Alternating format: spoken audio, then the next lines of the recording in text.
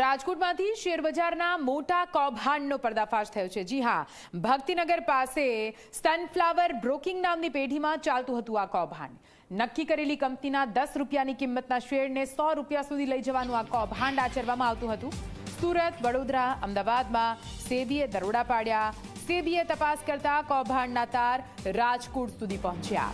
Sunflower બ્રોકિંગના હર્ષ રાવલને સેબીએ ઉઠાવી લીધો છે। હર્ષ રાવલની પૂછપરછમાં મોટો ખુલાસો થયો છે। જંગલેશ્વરના એક શખ્સના ખાતામાંથી મોટી રકમની લેવડ દેવડ થયા હોવાનું પણ સામે આવ્યું છે। નક્કી કરેલ કંપનીઓના શેરની ખરીદ વેચાણ કરી આચરતા હતા કૌભાંડ।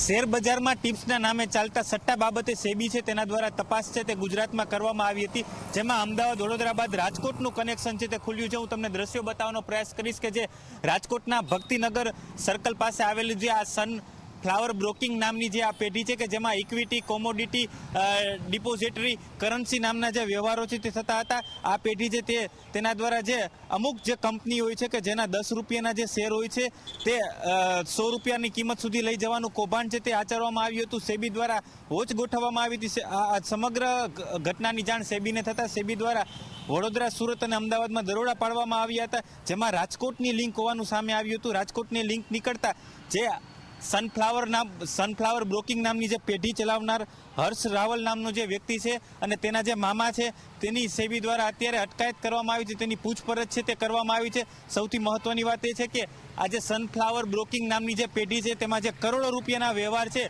તે જંગલેશ્વરમાં રહેતો એક સલીમ નામનો વ્યક્તિ છે તે કરતો હોવાનું સેબીના ધ્યાને આવ્યું હતું। ત્યારે સેબીની ટીમ દ્વારા જંગલેશ્વર વિસ્તારમાં રહેતા સલીમની શોધખોળ છે તે કરવામાં આવી હતી, પરંતુ સલીમ છે તે 1 વર્ષથી તેના ઘરેથી નાસી છૂટ્યો છે। ત્યારે આ સલીમને ઝડપી પાડવા માટે સેબી દ્વારા છે તે તપાસ છે તે કરવામાં આવી છે। ત્યારે સલીમ ઝડપાયા બાદ આ કેટલા રૂપિયાનું કૌભાંડ છે તે સમગ્ર મામલો છે તે બહાર આવશે। ક્યાંક ને ક્યાંક કરોડો રૂપિયાનું કૌભાંડ છે ટિપ્સના નામે આચરવામાં આવતું હોય તેવું અત્યારે સામે આવ્યું છે। કેમેરામેન ઉદય પવાર સાથે દિવ્યેશ જોશી, જી મીડિયા, રાજકોટ।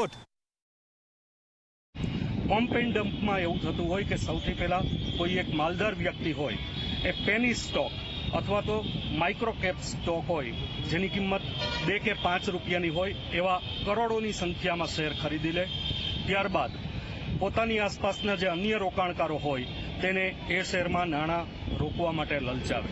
ટૂંકા ગાળામાં તેઓને આકર્ષક વળતર પણ મળે, જેમ કે 2 રૂપિયાનો સ્ટોક હોય એના 3 થાય તો પણ એ 50% જેવું વળતર છે, 3ના 6 થાય તો એ 100% જેવું વળતર છે।